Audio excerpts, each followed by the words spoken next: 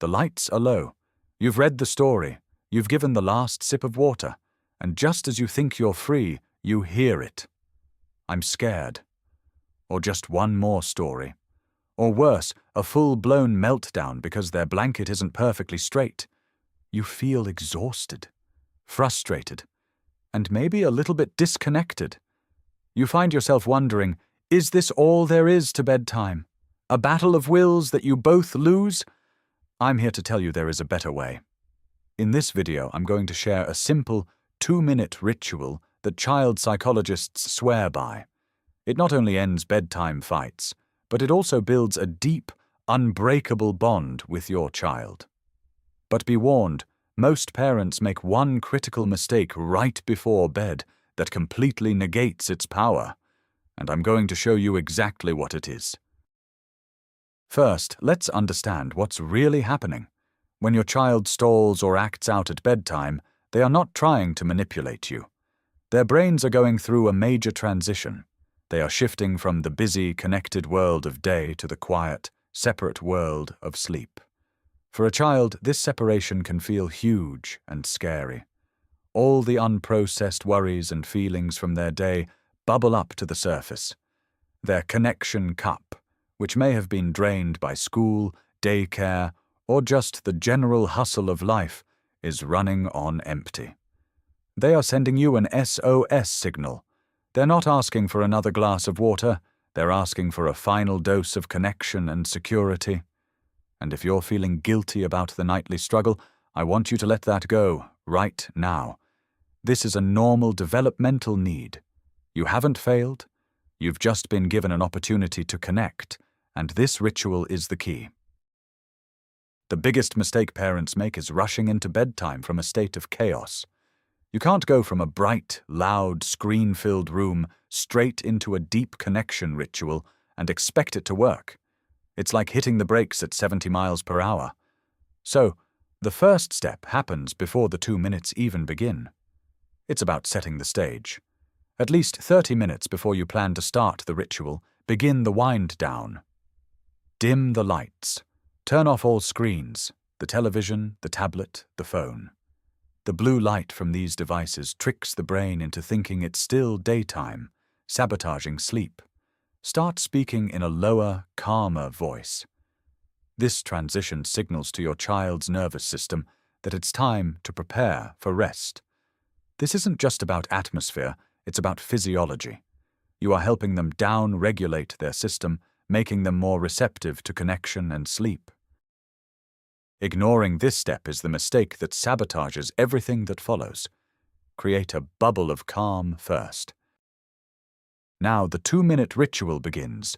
The first 30 seconds are completely silent. This is about physical connection. So often we sit on the edge of the bed, a physical sign that we're about to leave. I want you to do the opposite. Get in close, lie down next to them, or sit with their back against your chest. Hold their hand. Gently stroke their hair. This isn't just a sweet gesture, it's a biological hack. Loving, gentle touch releases a hormone called oxytocin, often called the cuddle hormone. It lowers cortisol, the stress hormone, in both you and your child. It creates feelings of safety, love, and deep calm. You don't even need words yet. Your touch is communicating everything. I am here, you are safe, I am not in a rush. In that moment, you co-regulate their nervous system with yours.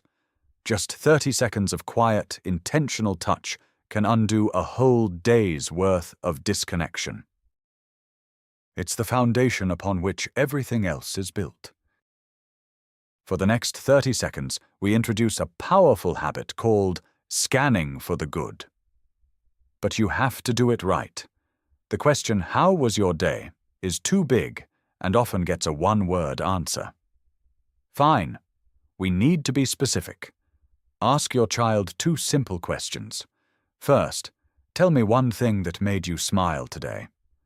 This prompts them to recall a moment of joy. Maybe it was a funny joke a friend told, or seeing a cool-looking dog on their walk home. Then ask the second question. Tell me one thing you felt proud of today. This focuses on their own competence and effort. Maybe they finally learned to tie their shoe, or they helped a classmate.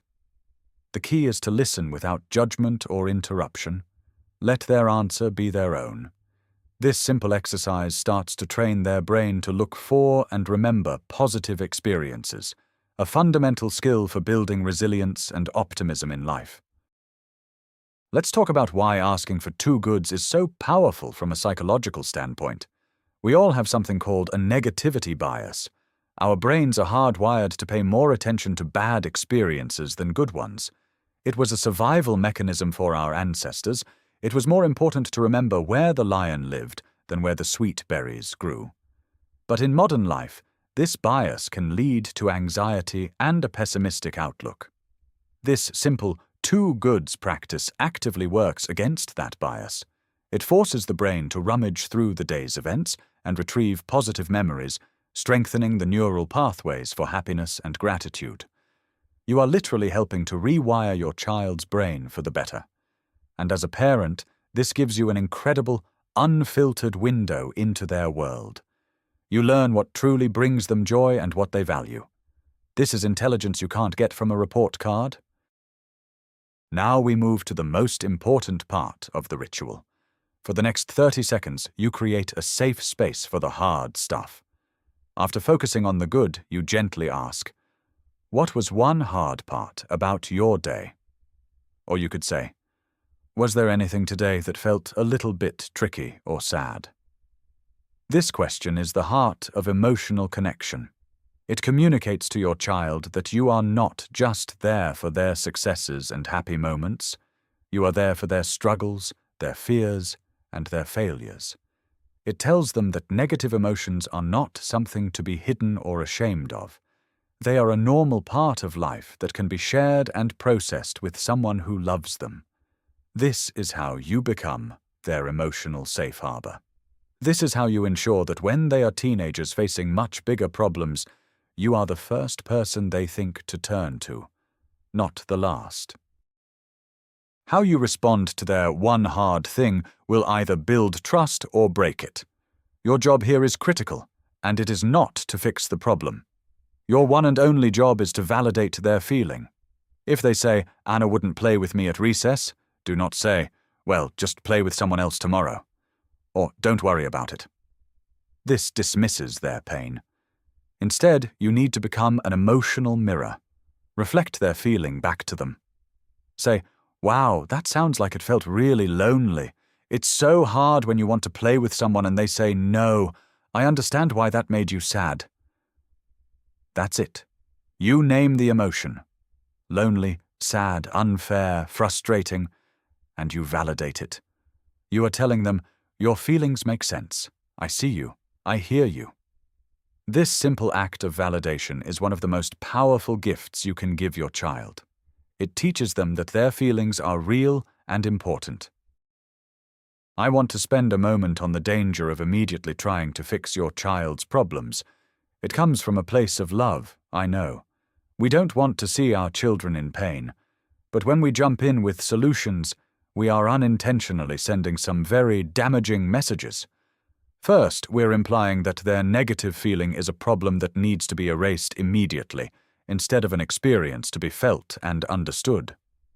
Second, we communicate that we don't think they are capable of solving their own problems, which undermines their confidence and resilience. And third, it shows we aren't truly listening to their hurt. We are just waiting for our turn to speak and offer advice. Validation must always, always come first. By simply saying, "That sounds so hard," you give them the space to process the emotion themselves. Later, maybe tomorrow, you can brainstorm solutions together. But in this sacred 2-minute ritual, your only job is to connect, not correct. With the next 20 seconds, we gently shift their focus from the past to the future. After validating their struggle, you can ask a simple, forward-looking question. What is one thing you're looking forward to tomorrow? This helps transition their mind away from the day's struggles and onto something positive. It doesn't ignore the hard stuff they just shared. It acknowledges it and then helps them move through it. Their answer doesn't have to be big. It could be wearing their favorite shirt, having pancakes for breakfast, or seeing their best friend at school. The goal is to end the emotional processing part of the conversation on a note of gentle optimism and hope. You are helping to prime their brain for sleep by giving it a pleasant, low-stakes thought to settle on as they drift off. It's a bridge from the challenges of today to the promise of tomorrow. We've arrived at the final 10 seconds. This is the seal on the ritual. You end with a specific, truthful affirmation. Generic phrases like, "I love you," are wonderful, but they can become routine. For this final moment, be a detective of their goodness. Find something specific from the day and name it. It anchors their identity in a positive truth. For example, you could say, "I noticed how patiently you waited for your turn at the park today. You have such a kind heart, and I am so lucky to be your dad." Or, "The story you wrote in school was so creative. You have an amazing imagination. I love being your mum." This isn't empty praise. It's a reflection of their character. You are holding up a mirror to show them the best parts of themselves right before they go to sleep, letting those positive truths sink deep into their subconscious. The magic of this ritual isn't in doing it once. It's in the consistency. It's only 2 minutes. Even on the most exhausting days, you can find 2 minutes. Some nights your child might not have much to say. Other nights you might open up a floodgate of feelings. Just hold the space. The goal is not a perfect performance. It's the practice of showing up. And this ritual grows with your child. For a toddler, you can use pictures. Show me a picture of the happy part of your day. For a teenager, the questions might be the same, but the conversation might last longer than 2 minutes. That's a good thing. You have built a communication habit so strong that it has survived the turbulent adolescent years. You are not just building a bedtime routine, you are building a lifelong communication channel, one that started with just 2 minutes of your time. So there you have it. The 2-minute ritual that transforms bedtime. It's a simple formula. Physical connection, 2 good things, 1 hard thing, 1 thing for tomorrow, and a final specific affirmation. This is about so much more than sleep. This is about sending your child into the night feeling seen, heard, and unconditionally loved. You are giving them a priceless gift, the deep-seated knowledge that they have a safe place to land, no matter what happens in their day. Remember, you are a good parent. You are enough. The very fact that you are watching this video shows how deeply you care. You've got this. If this was helpful, please give this video a like and subscribe for more practical, psychology-backed parenting advice. And now I have a question for you. What is one small ritual you already have with your child that you cherish? Share it in the comments below. Let's learn from and inspire each other.